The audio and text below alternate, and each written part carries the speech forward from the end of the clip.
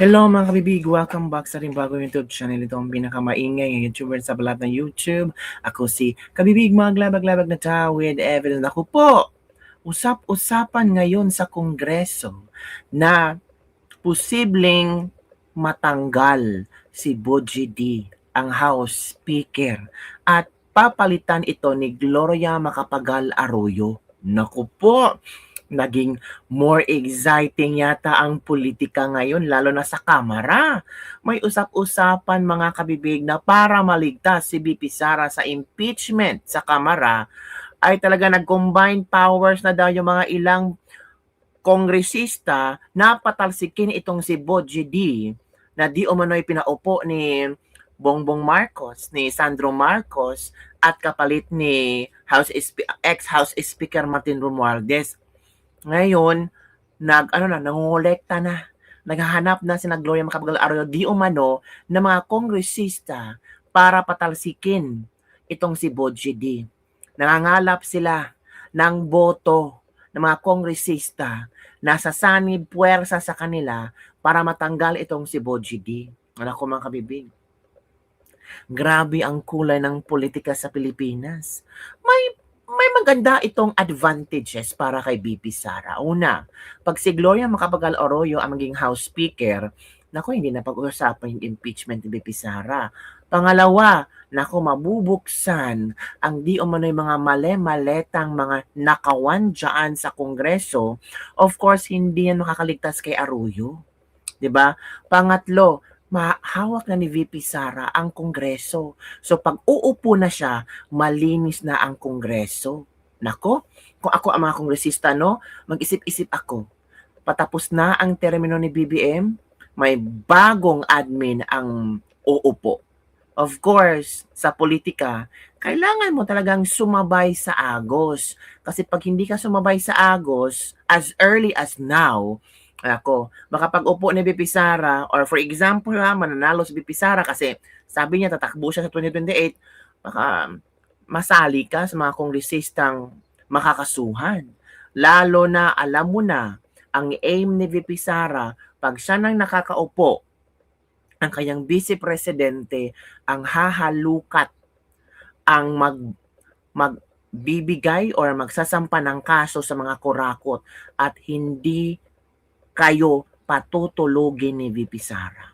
Nako, kung ikaw hindi ka pa masyadong kurakot diyan sa Kongreso, mag-isip-isip ka na. Opo, mag-isip-isip ka na kung bibigyan admin pa ba ka or shift na ka kay VP Sara. O ito kasi ang chika mga kabibiga, i-share ko sa inyo. Nabasa ko lang ito sa alam mo naman ang politico.com. Grabe, ang daming mga ikalawang Gloria. Yan ha. Galing sa politiko yan. Ikalawang Gloria Arroyo reportedly in talks with Sara Duterte to reclaim speakership. Out Boji D. Sayin natin ha. Talk of a leadership shake-up in the House of Representatives has resurfaced following alleged discussions between former President and Pampanga Representative Gloria Macapagal Arroyo and Vice President Sara Duterte. Politico has learned. So, grabe na itong politiko ha. Grabe itong makakuha ng chismis. And S. Cooper said Duterte is reportedly urging, kasi VP pa talaga ang nagpursige kay Arroyo to reclaim the House speakership, prompting alleged recruitment efforts among lawmakers to unseat the current speaker, Faustino D. III. To secure the leadership post, at least 160 members of the chamber would need to support the move. However, information reaching the House indicated that fewer than 30 lawmakers have so far expressed backing for the supposed plan. So, konti pa lang muna as of now ang posibleng aanib kina Gloria Macapagal Arroyo. Arroyo previously served as a speaker in June 2018 after the ouster of then-Speaker Pantaleon Alvarez in a leadership change that was widely seen as decisive. But Caloocan City Representative Edgar Erese cast doubt on the viability of any coup attempt, saying most lawmakers are unlikely to support such move. Oh, bakit kaya? Sabi ni Erese, wala yan dahil naghihintay ang mga congressman ng biyaya. Oh, grabe. So it means itong mga congressman kurakot talaga. So kung naghihintay kayo ng biyaya, maghihintay din kayo sa 2028 kung saan yung biyaya ninyo ay isang kasaklap-saklap na karma. Naku po. He added that the most House members has no issue with these leadership who belongs to the Partido Federal ng Pilipinas, which currently has about 40 members in the chamber. Eresi also clarified that even if the leadership change occurs, he would remain part of the minority as a member of the Liberal Party. Ayoko kay Marcos at ayoko rin kay Sara dahil sa issue ng dynasty at war on drugs. Kaya hindi ako sasali dyan sa kandida kung meron man. So yun ang sinabi ni Eresi ha. Ayaw niya kay Sara, ayaw niya kay Marcos, pero hindi siya sasali sa mga tawag ito, mga kurita-kurita dyan o pagpapatalsik kay Bojidi. So far, wala pa naman problema sa leadership si Bojidi. Pero usap-usapan na talaga na posibleng mapapatalsik, tatanggalin si Bojidi at papalitan ni Gloria Macapagal Arroyo. So ano ang iyong reaction hinggil dito, Kabibig? Grabe ang kulay ng politika sa Pilipinas. Ha? On the other hand, Kabibig, may sinasabi si BP Sara tungkol sa mga di umano'y mga tao na gustong sasanib sa puwersa niya or yung mga taong sumusuport, mga politikong sumusuporta sa kanya. Hinaharas daw. Opo mga kabibig. Sabi yan ni VP Sara, hinaharas, kinakasuhan, hindi binibigyan ng budget. Yan daw ang ginagawa ng admin na ito. Kaya si VP Sara hindi pa niya masabi-sabi kung sino yung mga congressman, mga politiko, mga senador na aanib sa kanya at susuporta sa kanya. Yes, kabibig, sinabi yan ni VP Sara. Kasi pinag-iingatan din ni VP Sara ang mga politikong ito kasi alam naman niya, nakaupo pa si BBM, nakaupo pa ang mga galamay ni BBM. At alam naman niya kung ano ang mangyayari nito. Either gagawa ng kaso, o tataniman ng kaso, kawawa naman yung politiko. Lalo na yung talagang ipinaglalaban at harapang-harapan na alam nila ito ay mga kumakampi kay VP Sara. Natural, pag-iinitan, hindi bibigyan ng budget o di kaya hindi pinapansin. Kawawa din naman ang mga constituents ng mga politikong ito. What if itong mga politikong ito ay para sa taong bayan? So kawawa ang taong bayan, di ba kabibig? So ganun ang politika sa Pilipinas. Kawawa ang taong bayan kung ang politiko nyo ay hindi mahal, hindi ano ba, hindi ka nang nasa, hindi, I mean, alam nila na pro Duterte. Di ba? Ito kabibig ha. Matindi at mainit ang politika ngayon. No? Lahat na lumalapit, nakadikit, kaibigan ko ay hinaharas, hinathreaten, nakailan ng kaso, inaatake. BP update na lang dun sa 2020 elections. May ano ka na ba, initial list sa 12 senator slate mo or possible mas marami pa sa 12? Wala. Wala pa akong senators, merong mga nagpahayag na interesado sila na magsama kami kung sakaling ako ay tumakbo at sila din ay tatakbo. Pero kung sasabihin mo na meron na talagang listahan at meron na talagang usapan, walang na ganoon para sa senators list sa elections na sa VP, can you name them po? Yung nag-present na hindi ko sila papangalanan kasi unang-una, matindi at mainit ang politika ngayon. No?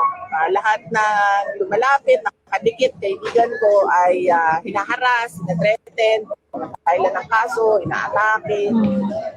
So hindi ko sila papangalanan. Unang-una dahil dyan. Pangalawa, dahil kaming lahat ay presumptive candidates pa lang. Dahil wala pa namang filing ng candidacy. So hindi natin alam kung matutuloy ba talaga yung pagtakbo nila or hindi. Antayin natin sa darating na, ang malapit na yon, darating na period of filing ng candidacy. Susunod lang. yan, nandun lang. Sa susunod na taon. Last ko lang, VP, kailan ang right time na i-declare mo yung Vice President mo? Galing mo tayo, right time, kailan? Yeah. Kung ready, kung meron na, dahil sa ngayon wala pa naman ako Vice President na candidate na kasama. Kung meron na at ready na siya.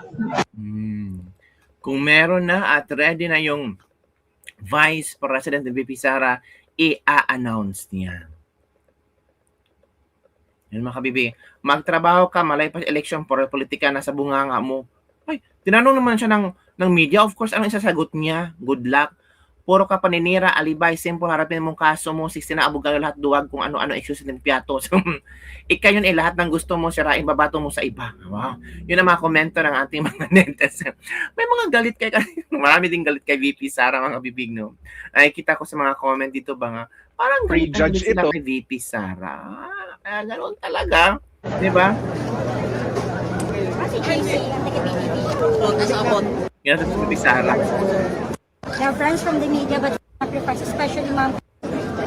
Dahil para sa atin, hindi mo na alam kung kaninong interest pa talaga ang pinoprotektahan ng ating mga kasundaluhan. Pangalawa, yung dahan-dahan na pagbalik ng insurgensiya.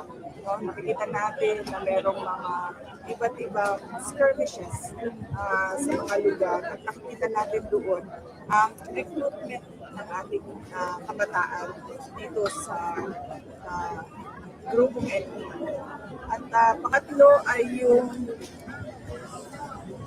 altering ng Bangsamoro peace process. Nakikita din natin dito na na-agitate na yung grupo ng MIA dahil hindi na nasusunod. So yung kayo ng interview ni VP Sara after ng araw ng kagitingan mabagal ng program. So makikita mo talaga, bibig, na si VP Sara ay alive na alive. After ng kayang programa, nagpa-siklab siya ng interview sa media. Pero sabi ng iba, si BBM parang walang interview. Or baka may interview, hindi pa nilabas ng media.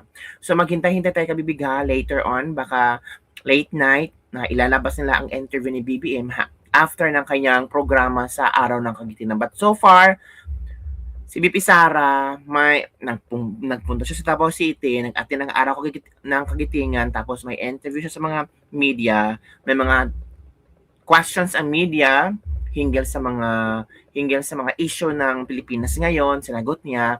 And sabi ni VP Sara nga, yun na nga, yung mga politiko na susuporta sa kanya para yatang ginigipit, hinaharas. So yun lang muna kabibig ang ating Lislipag-libag for today.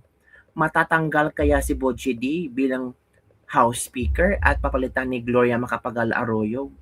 Is this advantageous to VP Sara? Or mas lalong gugulo ang Kamara pag si Gloria Macapagal Arroyo na ang uupong bagong House Speaker? Nako, comment down below. Don't forget to like, subscribe, and share this video. Ano to? Voting tayo ha. Sino dito ang boto ni Gloria Macapagal Arroyo as ang bagong House Speaker? Sino dito ang boto na si Boji D ay mananatiling House Speaker? Sino dito ang gusto mo patalsik si Boji D bilang House Speaker? Comment down below and don't forget to like, subscribe, and share this video. Bye everyone, see you next time.